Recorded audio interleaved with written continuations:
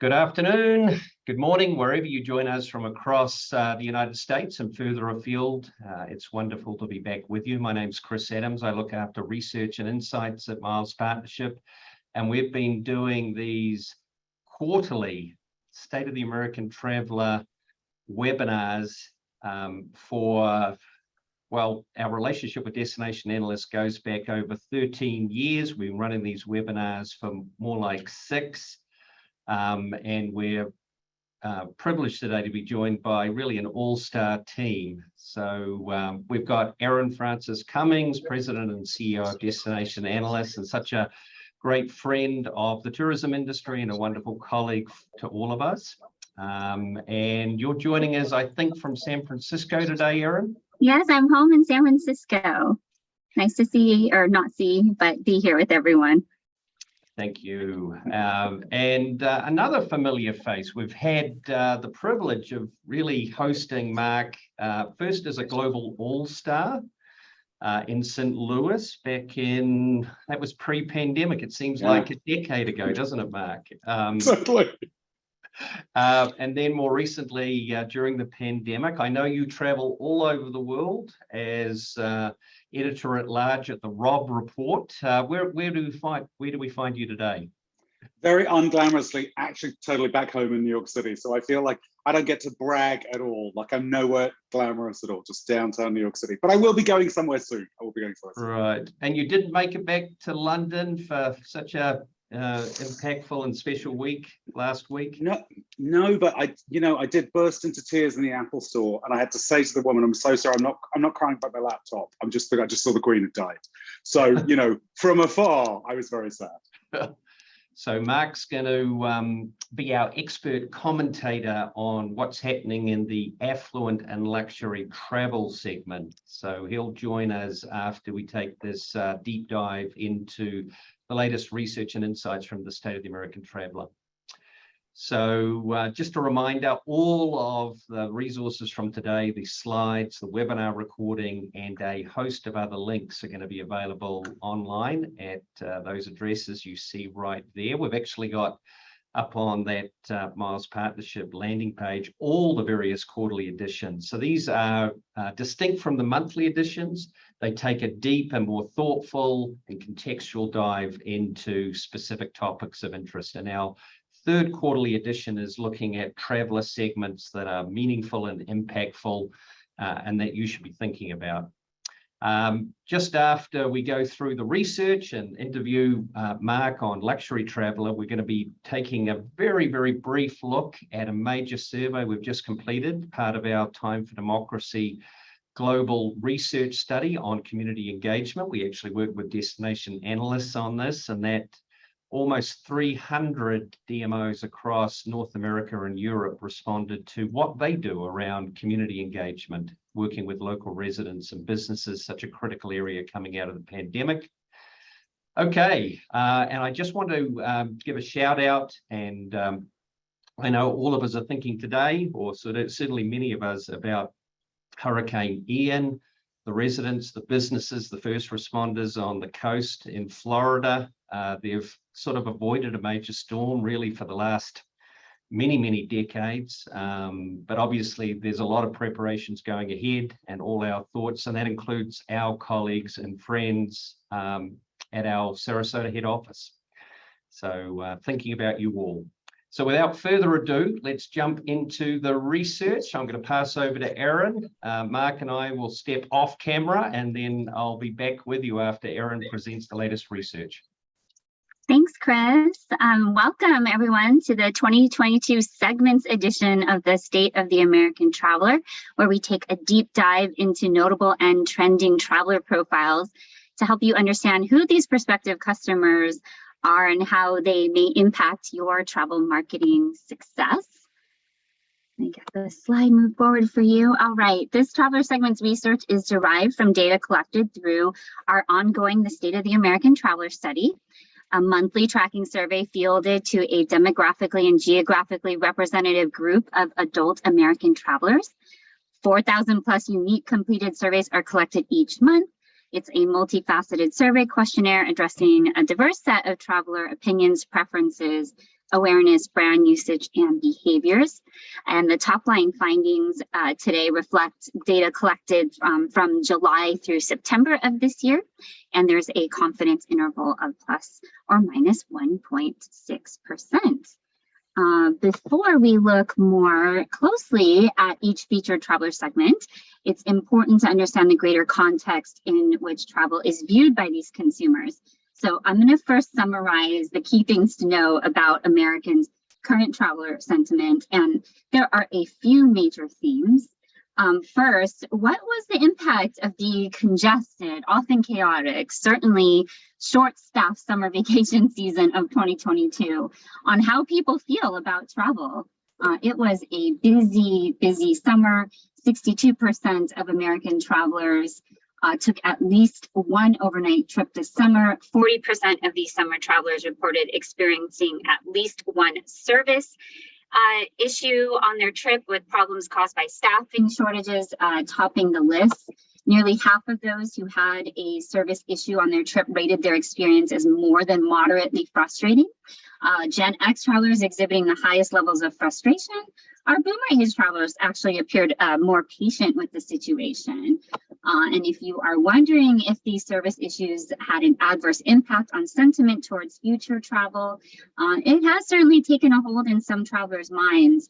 31% of those who reported moderate to extreme levels of frustration with the service issues they experienced on their recent trip said that they are reconsidering their fall travel plans, specifically due to these frustrations. In addition, crowds and too many people traveling and the possibility of flight cancellations were among the top 10 travel deterrents Americans cited for why they didn't travel more in the past few months. And 38% agree it seems like businesses in the travel industry are having trouble providing adequate service to their customers. Financial anxiety has replaced COVID concerns as the top worry among travelers. So many believing a recession is imminent. The top travel deterrents right now remain firmly financial. The cost of gas, airfare, and travel in general being too expensive, as well as their own personal financial situation, are most commonly what got in the way of Americans traveling as much as they would have liked. And although falling gas prices have released some of the cost pressures travelers are facing, inflation continues to be a significant issue. Over 30% of American travelers say recent inflation in consumer prices has led them to cancel an upcoming trip, and 45% say high gas prices have kept them from traveling in the past month. Over the past year, those who feel their personal financial situation is stronger than it was relative to the year prior has fallen pretty significantly, from 41% back in August of 21 to now 27% this past August. Nevertheless, despite the challenges facing our industry, the outlook for fall looks stable. Nearly 2/3 of American travelers still expect to take at least one overnight leisure trip in the next 3 months, and nearly half plan to take an overnight trip specifically to visit friends or relatives in this time frame. Currently, 29% of American travelers say they had leisure travel planned for September, and 30% say they have a leisure trip planned in October. A growing number of Americans say they're open to travel inspiration and are increasingly excited about their future travel. And expectations for travel over the next year are also up. When asked if they expect to take more or fewer trips in the next 12 months compared to the last 12 months, 31% of travelers now say that they're going to be taking more trips, which is up from 28% who reported that in July. So now that you have the context of what's generally going on with Americans and their travel sentiment, let's look more closely at some trending traveler segments. I'll be covering these 5 important ones today. We got Gen Z, adventurers, visiting friends and relatives, also referred to as Vfrs if you hear me saying that, our wellness travelers, and our luxury travelers. I want to remind everyone that yes, you will receive all these slides after the webinar, so no need to frantically take notes or scribble or screenshots. You will get these slides. Excuse me, Erin. I think some people are having variable audio issues. Your audio is going up and down. So just wondered if you wanted to change your microphone setting there. Let me take a quick look at that. Okay, it is Chris, is it better now or? It's okay now. It's just gone up and down, or at least a few of us have noticed that. So Okay. I thought I'd just step in and just see if you change the microphone. I'll drop you a chat if there's an ongoing issue. But okay. Yeah. Yes, I move well, or feel free to come on because I move pretty quickly through this. yeah, All right, thank you. I'm sorry if people experience an audio issue. I'll try speaking closer to the mic too. All right, so I'm going to start with Gen Z, an incredibly critical segment for the travel industry. They represent our future, many years of travel purchasing ahead of them. And it remains to be seen how entrenched their preferences and beliefs now come to shape them as future travelers. In the upcoming slides on Gen Z, you will see their data presented alongside those of travelers from other generations to provide an understanding of how similar or different they are from travelers that are older than they are. And just a quick fun fact, more than a decade ago, the State of the American Traveler debuted its Generations Edition, which is when millennials were the hot group to market to. And that has evolved into the segments edition that we are presenting today. One of the key takeaways about Gen Z, although they exhibit financial optimism, these younger travelers, perhaps unsurprisingly, will be more price sensitive. While they can't match millennials in optimism, still 36% of Gen Z feels they are better off now financially than they were a year ago, and 53% say they will be better off next year than they are now. Based on their response to financial sentiment related questions, Gen Z travelers do not show as strong a willingness to spend on travel as some other generations. Just 29% say that the present is a good time to spend their money on leisure travel. That's almost 9 points lower than millennial age travelers. And just 53% say travel will be a high priority in their budget over the next 3 months.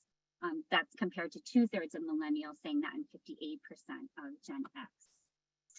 Indeed, their expected travel spending over the next year is at $32.92, lower than other generations. Obviously, their age and life stage is a factor in that. But in combination with some of these other statistics I've shared with you, it does paint a picture of a traveler that's not as freewheeling about travel compared to that millennial generation that was ahead of it and what we saw from them when they were this age. As such, Gen Z travelers are going to be more reactive to pricing. 53% say that high travel prices have kept them from traveling in the past month. Over a third say that recent inflation in consumer prices has led them to cancel an upcoming trip. With this financial sensitivity, Gen Z travelers are also more apt to see or feel that they are being price gouged with travel. 29% say they experienced price gouging on their most recent overnight trip, and Chris has a great story about that from Skiff last week.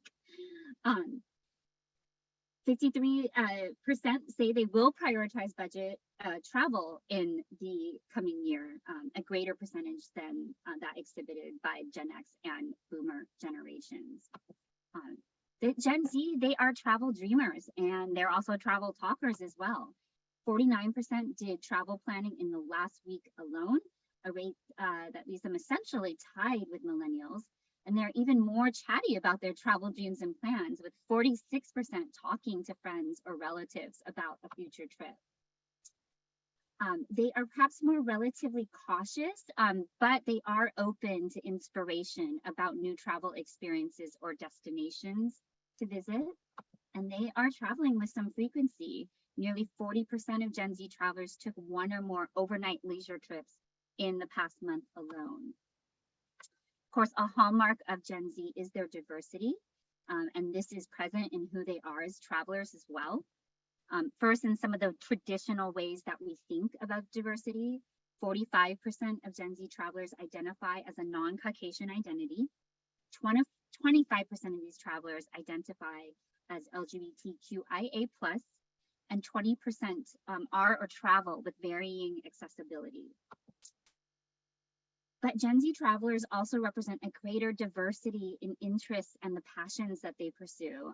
This is their top 10 passions.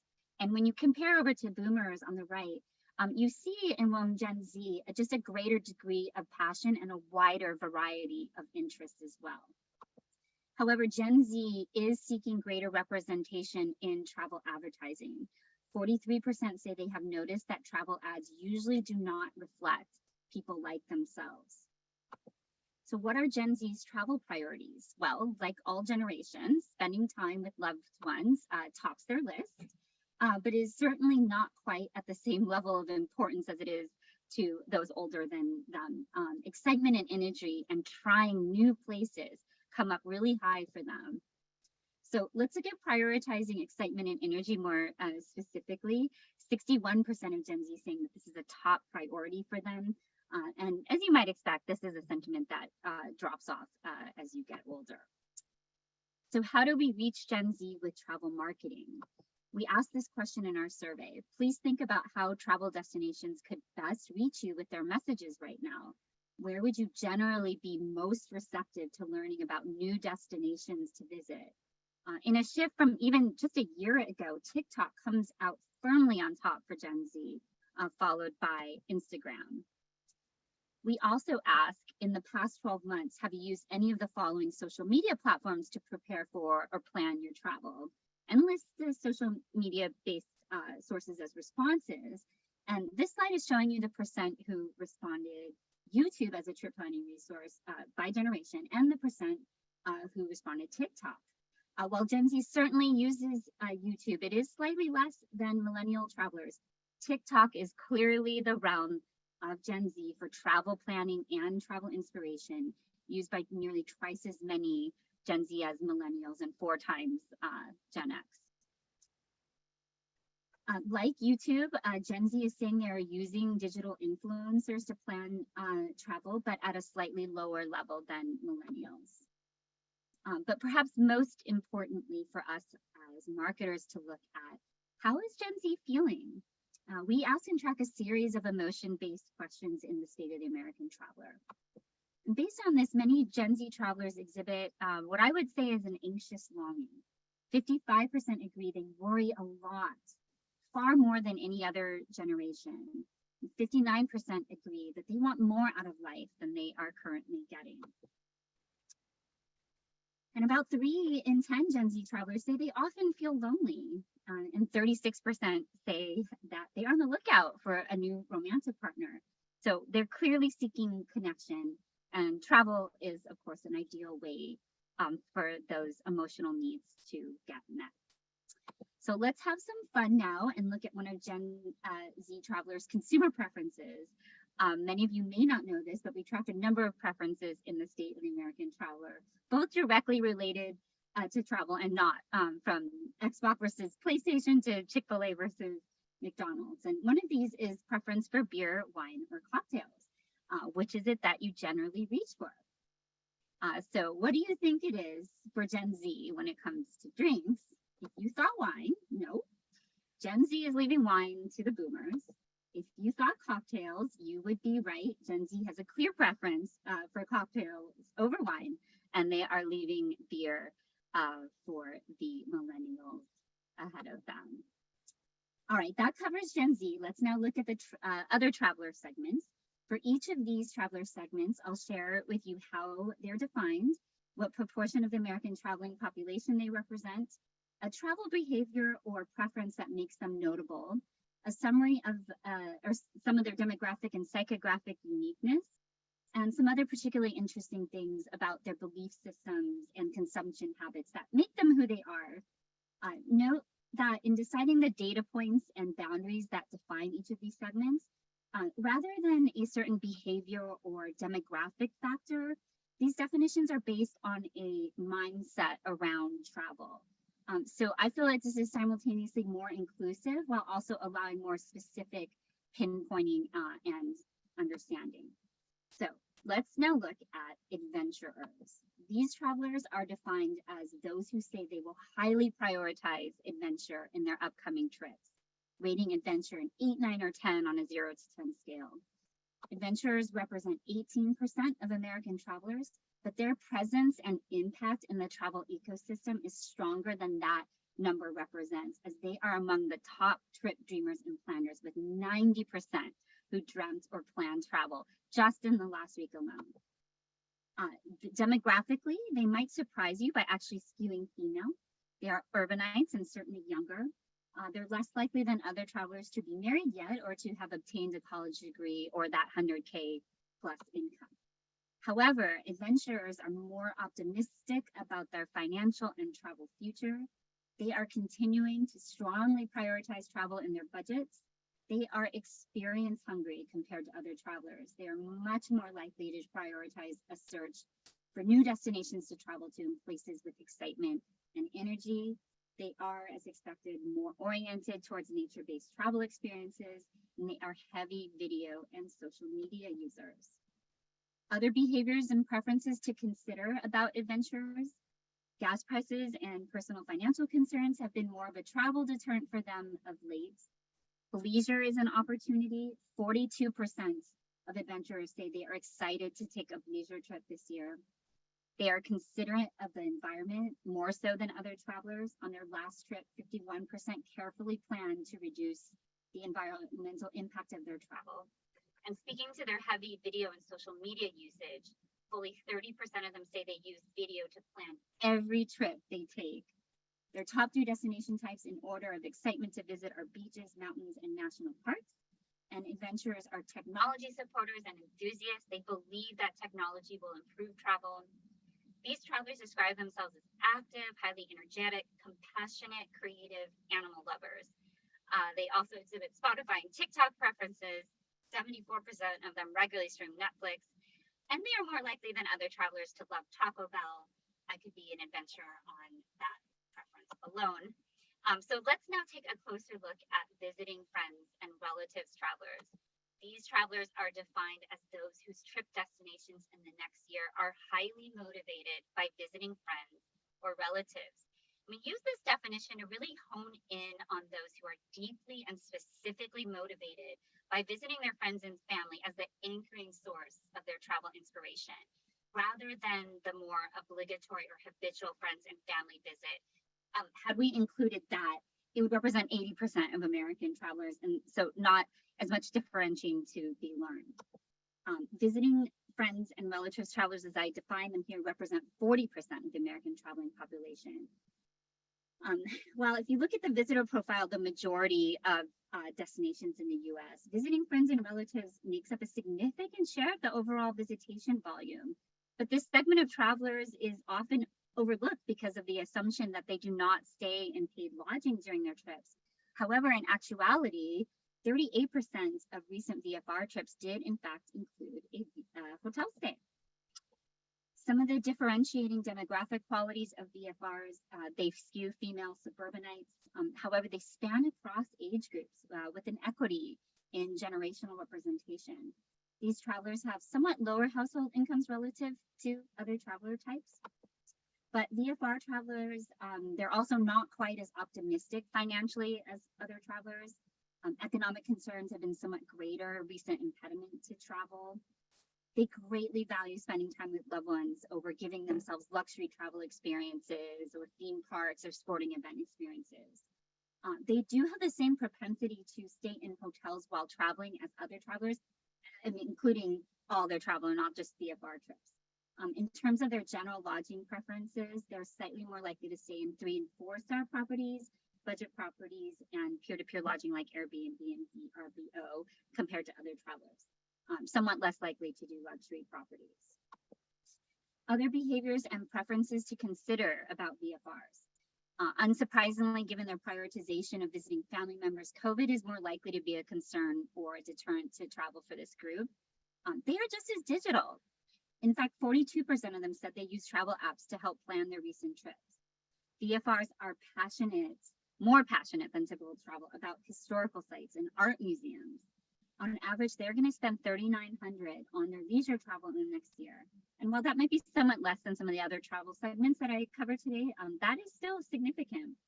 and they produce notable economic impact on their trips. In fact, if you look, their in-market retail and transportation spending is actually similar to business travelers. And if you're hosting one of these travelers, they appear to love Reese's peanut butter cups and hole-in-the-wall restaurants. All right, let's now look at wellness travelers. Travel is increasingly seen and positioned as a wellness activity, and these travelers are obviously very open to increasing their wellness, so a great audience here. These travelers are defined as those who are highly passionate about fitness, health, and wellness. Wellness travelers represent 31% of American travelers. These are a group that can usher in new experiences and make those popular. 59% of them say they are highly open to travel inspiration. Demographically, they are as likely to be male as female. They skew younger, millennial mainly, affluent, urbanite, parents to young kids. Relative to some other segments, they are more ethnically diverse and more educated. Travel is a key budget priority to them, and they are largely optimistic about their trip volume in the next year. They are strongly seeking new places to visit and nature experiences. From a planning behavior standpoint, they are much more likely than other travelers to use digital influencers and online video for travel planning. Other behaviors and preferences to consider about wellness travelers. These travelers are less motivated to select their trip destinations by their previous experience and the location of friends and family, and more motivated by food, cuisine, adventure, live entertainment, and sports. The average wellness traveler reports that they will spend a notable $5,207 on their leisure travel in the next year. These are the types of travelers your frontline hospitality employees want in your destinations and tourism businesses. 58% of them describe themselves as calm and handling stress well. Crossover trips are an opportunity. 40% of wellness travelers are highly excited to take a workation in the next year. Wellness travelers can be most commonly found in California, New York, and Texas. Fully 60% of them are going to prioritize taking a trip specifically for healing and wellness this year. And these travelers are particularly passionate about fashion and wine. And finally, let's look at luxury travelers. These travelers are defined as those who will highly prioritize luxury travel in their upcoming trips. They represent 27% of American travelers. And as you would expect, this group is tops when it comes to tourism economic impact. The average luxury travel will spend $6,260 on leisure travel in the next 12 months. That is $2,000 more than the typical American traveler. Some demographic points of interest about luxury travelers: they skew slightly male, somewhat older than other traveler segments. They're likely to be parents, and they are more educated. They are more ethnically diverse. And while, yes, they have higher household incomes compared to other travelers, those with incomes above 100K is 43%. I want to point this out as there are many travelers that have not yet hit that household income threshold, but are still choosing to spend their discretionary income on luxury experiences when they travel. And I don't think they should be discounted. In fact, probably the opposite. Some of luxury travelers' belief systems and behaviors that are of interest: they are more eco-conscious compared to other traveler segments. They are likelier to make an effort to support minority-owned businesses when they travel. They are 3 times as likely as other travelers to be able to pay for, or to want to be able to pay for travel services with cryptocurrency. They are far less likely to have a preference for road trips compared to other travelers, instead of preferring air. They are much more likely to be into cruises. They are also likelier to consume cannabis. They love their iPhones, and these are the type A's out there traveling. The majority of luxury travelers describe themselves as having active and energetic, outgoing and sociable, and dominant personalities. Other behaviors and preferences to consider about luxury travelers: these are the travelers most in love with rewards programs. 1/3 use or redeem travel rewards or points on their most recent overnight trip. They also have a benefit beyond their own travel, as they appear to influence a greater swath of people. 59% of luxury travelers say they are someone others seek travel advice from. And this travel segment exhibits the highest prioritization of and commitment to travel, both financially and emotionally. California and New York take top spots on their destinations list. And for luxury travelers, food and cuisine is a top destination motivator. For the DMOs in our audience today, luxury travelers have your resources as part of their repertoire. 32% use an official destination website to plan travel in the last year. These luxury travelers are news junkies. 80% report that they regularly consume content from major national news outlets and sources, and they are tech forward. 30% said they are totally up to date on the latest travel technologies. And in fact, 61% of luxury travelers say right now they would be interested in using the metaverse as a way to get travel inspiration. So that concludes a deeper look at trending travel segments. In terms of what's next, here are the key questions to ask yourself. What traveler segments are most inspired by your brand? What are ideal ways to present your brand in front of your target segments? And how is your brand performing with up and coming traveler segments? Destination analysts can, of course, help you dig deeper into your audience segments. We have over 24 travel passion profiles from mountain bikers to craft beer enthusiasts that are available right now. We help many destinations and travel brands be more creative and efficient with their marketing strategies through target personas prioritization and understanding studies, as well as awareness and understanding studies. So please reach out to our team if we can be any of assistance to you. Thank you so much. And Chris, my friend, I will turn it back over to you. I can't wait to hear from you and Mark. Thank you. Thank you so much, Erin. And if we've got time, we'll come back to Q&A at the end. And a reminder to everybody, the slides, and we'll actually break up the various traveler segments into separate slides. So if you just want to download those, you'll be able to do that.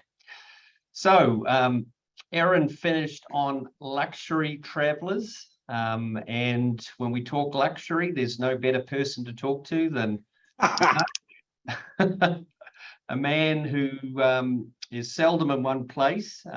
He's editor-at-large at the Robb Report, previously at Condé Nast Traveler. He travels all over the world looking at luxury travelers, also what affluent travelers are doing. On the next slide, you'll see here, the Robb Report is the Bible. I think it's called the Luxury Bible of all sorts of things luxury, and Mark is a key player in terms of talking about their travel and just some of the recent articles he's talked about this issue of service that affects even and perhaps even more profoundly luxury travelers and affluent travelers, because of course their expectations are so much higher. He's looked at the whole remote work phenomenon, how luxury hotels and resorts are targeting locals through interesting membership programs, and a really interesting play in terms of course giving them resilience if there are further interruptions to business. Also interesting play actually in terms of the visiting friends and relatives. And then four-lettered millionaires. Got an eclectic taste there, Mark. Four-letter dogs taking private jets and how you train them to cope with private jets. And they do actually need specific training. And I spoke to the people who specialize in that. Very good. So we'll be sharing some of these links and others. Why don't we jump into the interview? So Mark, we've heard about luxury travel, affluent. We all know that during the pandemic, and this of course happened in previous crises, the affluent did well. Significant growth in terms of income, budgets on travel. What are you seeing in terms of the types of experiences and products that luxury travelers have are really seeking out today, and how has that changed sort of pre-pandemic? I think there's an interesting thing which is not necessarily relevant to earthbound destinations, but we've all heard about Blue Origin and Richard Branson's attempts to get to outer space. But I think less well known is Space Perspective, which is essentially attaches an 8-seater capsule to a weather balloon, and you float up into the atmosphere to the edge of space with no training needed. That costs $125,000 a person or $1 million a capsule, and it is sold out until the end of 2024. So people are spending their money to go somewhere no one else has been. That's a very important thing. I mean, I think that's interesting. I mean, it seems gimmicky, but I don't think it is. If you talk to travel specialists, they're finding inquiries about space are coming up all the time. I'm also really interested to see, Ritz-Carlton has announced it's going to be doing a yacht. Oman, that's taken years. Lord knows if that will happen or when that will really happen. Oman says it will bring in Project Sama, which is its version of cruising, excuse me, in 2025. And then Orient Express, which confusingly was a hotel chain and trains, now is Belmont, but the trains are called Orient Express. They sold the name for Orient Express. Anyway, there is now a whole new set of Orient Express trains coming online that are going to start in Italy next year. And I think that's another interesting thing, this non-conventional ways of traveling, not just destinations, but how do you turn the journey into something more interesting? And the other thing I would say is we've all seen the pandemic push people towards peer-to-peer stays. You know, Airbnb boomed, that there's a sense of, gosh, I'm not around other people. When you get into the ultra luxury sector, obviously you're not looking at Airbnb, but that instinct expressed itself in lots of interesting ways. Urtka, which runs the Lanesborough, runs the Eden Rock, has an Urtka Collection Masterpiece Estates program where you can book a country house via Urtka. Cheetah Plains in the Kruger is a hotel, but really it's 4 hotels within one. You have your own standalone villa with 4 bedrooms and all your own staff. So although you're in Cheetah Plains, you're not sharing anything. The Beach Enclave in Turks and Caicos is very similar to that. And I think you will see far more things where the dispersed hotels, there's the general in Kyoto in Japan, more opportunities to bridge the villa hotel experience at a very high end, which is not really, it makes Airbnb seem like a completely different beast. And we'll be sharing links to a range of these resources that Mark has talked about in follow-up. So just thinking about accommodation, and we've covered on previous webinars, this phenomenon of very high-end vacation rental properties. Mm-hmm. Has that vacation rental experience sort of taken market share from more traditional commercial accommodation, or commercial properties have held their own? And we're talking here about boutique properties, 5 stars, etc. I think it has taken a little bit of market share, but not a huge deal. I look at something like Raw Africa, which is an incredible tour operator in Africa, one of the most premium I can name. And it, instead of watching clients drift away to villas, it launched Raw Privé, which was, we will book a villa for you, and then you can have your safari. I think we're seeing, and it's much the same instinct around Urtka, instead of saying, oh, we're going to lose our business to a country estate, they say, do it through us. And remember, when you talk about loyalty, those people, it's very, very appealing. If you can book your masterpiece estate through Urtka and get all that loyalty recognition and hopefully points, you're going to do it that way. So they're holding on to the business. They're essentially saying, we understand you as a customer. We know you want a different product. Let us offer it to you. Yeah. Yeah. And we are seeing, aren't we, people like Marriott, for example, invest substantially in vacation rentals as well. Very much. So what's your thoughts about subscription travel? People like Inspirato and others, this whole phenomenon of people spending, you know, whether it's 10, 15, 20, $30,000 a year, and then having access to any number of sort of a portfolio of products or experiences. Look, I think products like Timbers or like exclusive resorts are very, very powerful for this sector. But I would remind you, interestingly, exclusive resorts allows its members to use annual allocation on hotel rooms now. So if you have a subscription vacation, I mean, again, it's timeshare for the 1%, but if you have this subscription vacation service, Interestingly, you could stay at Rosewood Little Dix Bay using exactly that allocation. So those divisions are getting very blurry, and I think the channels that your people are coming at it through, they're not ending up in a different place, they're just getting there through a different channel.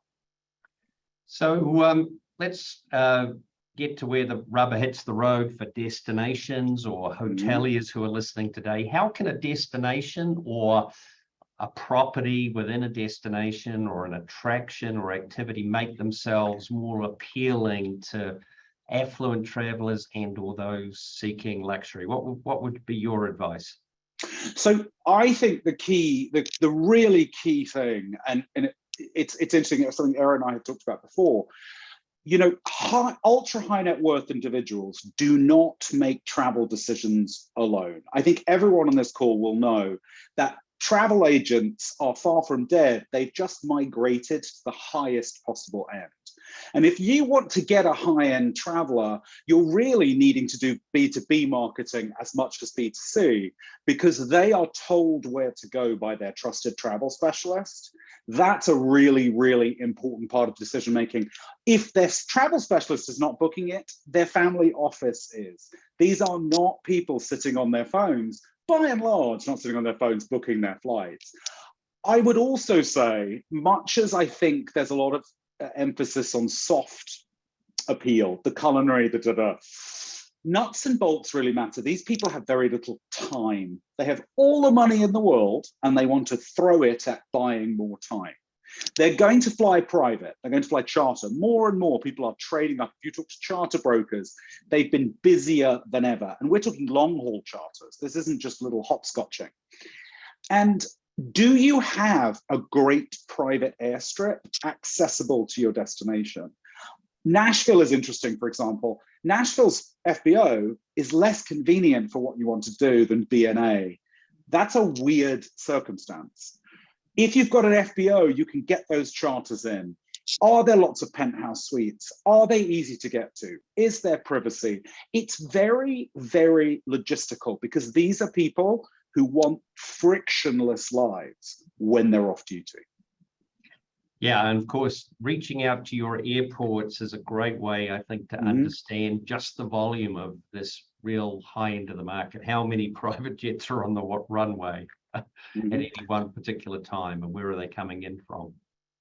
I had a private jet broker say to me that, you know, when you do a charter to Tahiti, it's 120 there, 120 back from North America, because you have to pay for the plane to return, because you're going for longer than sort of 48 hours.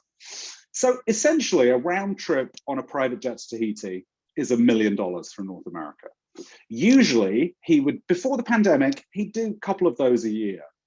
In 2020, he did about 10. And in 2021, that number held up.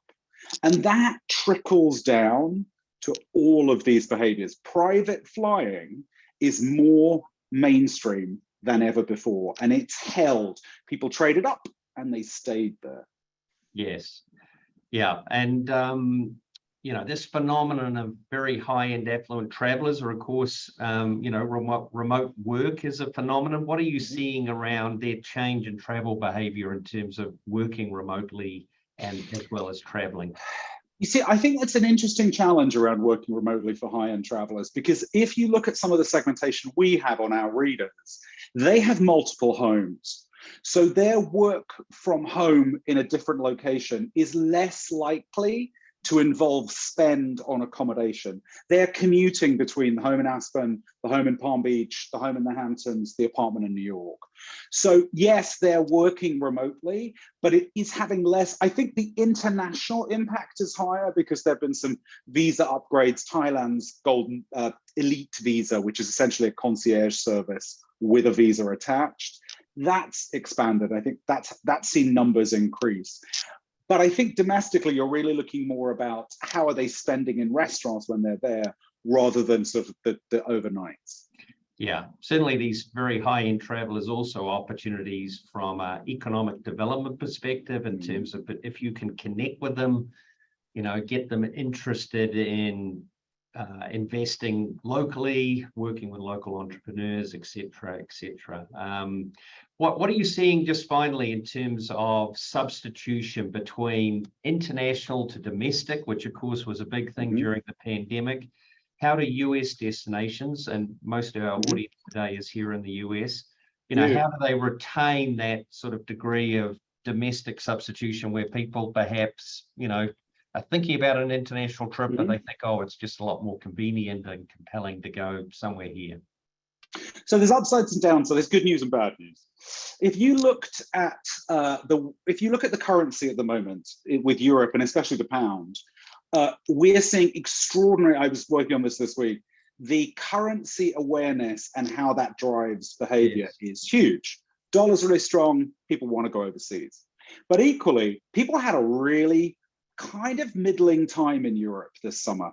It was too busy and things were straining at the seams. I don't think there was a luxury room in Italy available between June 1 and September 15. And if there was, I bet it was $5,000 a night. Those people are going to think twice about repeating that experience. And I think domestically, if you can say, I had a GM say to me, we know, so Laura McKeever, she runs Rancho Valencia in Santa Fe, and she said, we've capped our occupancy at 65% to make sure we keep our service up. We know we don't have as many staff, but we'll really offer, gosh, it'll be value for money.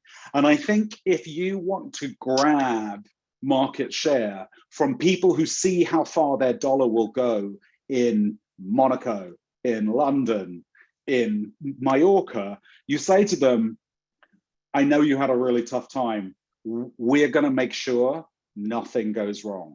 We're on this. That's a very compelling offering.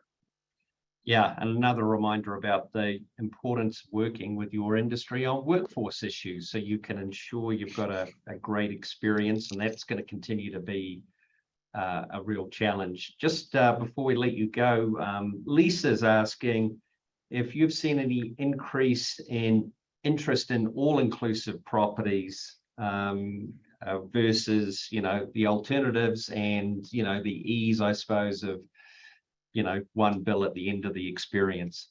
That's such an interesting question. I was just at ILTM in North America talking to Hyatt about buying a middle market, high middle market, all-inclusive operator. The Waldorf Astoria Cancun is going to be an all-inclusive property. I think there is an issue around marketing for all-inclusives because exclusive resorts is all-inclusive. You pay a lot of that up front. That does really well with my audience. I haven't seen anyone quite crack how to do all-inclusive for the 1% domestically. You can do it in Safari, you can do it at And Beyond in Bazaruto, where you just say, look, it's $1,500 a night, don't think about anything.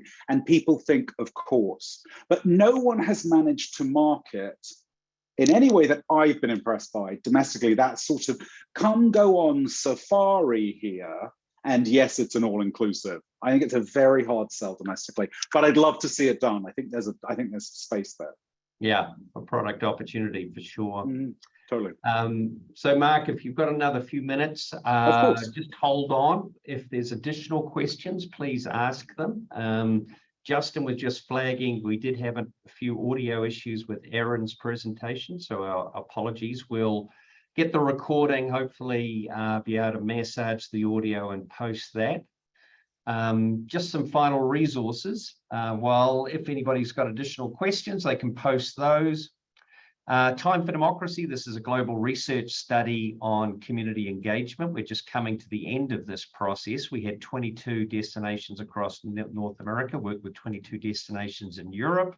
But the key results and a public summary report is going to be available in November. But we are releasing today the summary of a major survey we did of 292 DMOs across both North America and Europe on what are their practices, policies, and perception of community engagement. And huge issue. Just wanted to highlight a couple of stats here, and then you can dive into the overall numbers.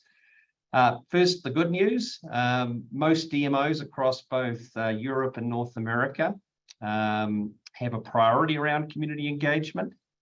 And they also believe that their community sees tourism generally as having mostly positive impacts. You can see about 2/3 of North American DMOs, 3/4 of European, most of the rest, there was a mixture of positive and negative, but we've got some significant work to do in this space. Only 13% of destination marketing organizations do any sort of resident sentiment research regularly. Over half have never done any resident sentiment research at all, ever. And you can see here, just slightly more, 17% actually think their local residents feel that they have any degree of empowerment in terms of having a significant influence on tourism, its development or management in the community. So obviously changing those perceptions are at the heart of this outcome, and we'll be releasing the final report in November. So lots of fantastic case studies from around the world about what destinations are doing to build that empowerment. And we also look specifically at issues like workforce. We look at short-term rentals and housing, as well as reaching out and engaging with local community groups. Okay, so Mark, just finally, if you were looking ahead, you got your crystal ball for 2023, what are you thinking is going to be big, not necessarily just for luxury travelers, but what are the big one or two big trends you think we should be on the lookout for next year? I think I want to see how cruising rebounds, because it's still not quite there. So I think seeing how marine travel unspools, how many more charters, when that normalizes, is a big thing to look at. And I did see an interesting question about changes in luxury travel behavior in light of environmental impacts. I think you are increasingly finding a resource awareness among luxury travelers. I don't mean that stupid piece of paper pushed passive aggressively onto your pillow saying, would you like this washed? You do know there's a drought here, as I once had like a California shaped thing in LA. And I thought, yes, I would like it washed, because you're just trying to save on housekeeping costs. I'm talking about a macro level where working with companies, say a company in a developing nation that makes sure to hire local people, those will be questions people are asking. I saw that Angama Mara, which is a safari operation in Kenya, just hired one of its own staff, promoted one of its own staff to be a general manager who was locally raised, which is unheard of in safari. And I think everywhere in the world, a luxury traveler is looking for good behavior from the people they work with. Not just, hey, I won't wash your sheets, but do you pay a living wage? Are you working with your local communities? I think being transparent about that's going to get more and more important. Yeah, so that's going to be actually a key focus of our next edition. You saw that on the previous slide, November the 15th. We'll be looking at destination management issues and sustainability, picking up on what Mark just identified. So this is a survey of over 4,500 US travelers, but also thousands more every month in terms of what are their attitudes towards sustainable travel and what are they thinking about in this space. And just finally, Mark, at the sort of top end of the market, is this a priority in terms of affluent travelers, luxury travelers? You mean, is that resource awareness? I think it is, but I think it's one of those, I'd love to ask people these questions anonymized, because when you ask a luxury traveler, do you care about the environment? They say, yes, I do. When they are sitting there in their hotel suite thinking, shall I charter that jet to get home? They're going to charter the jet. I think there's still a slightly, I think there's a misalignment between what we say we'll do and what we do, especially among luxury travelers. Yeah, exactly. I think, though, we're going to see more, not just guidelines, but actual regulation in this space. Aaron, let me ask you that question about 2023, just in the final couple of minutes here. What are one or two trends you're thinking we need to be on the lookout for? I'm really interested in how the service issues continue to impact how people feel about travel. That's when I really am keeping my eye on is what you saw in the beginning. And then also how because travel was taken away from us and we saw that demand comes so roaring back, and I want to see how much that stays with us despite the economic pressures.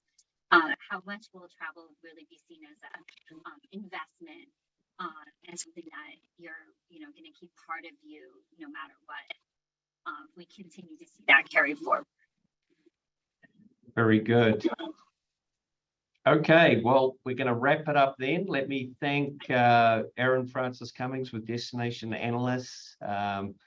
Thank you so much, Erin, for sharing that research and analysis. Just a reminder, all of that's going to be shared out via email and on the various websites. And our very good friend, Mark Elwood, we hope we see you at one of these luxury resorts in person, Mark, if not at some event in the future. So thank you so much for your time today.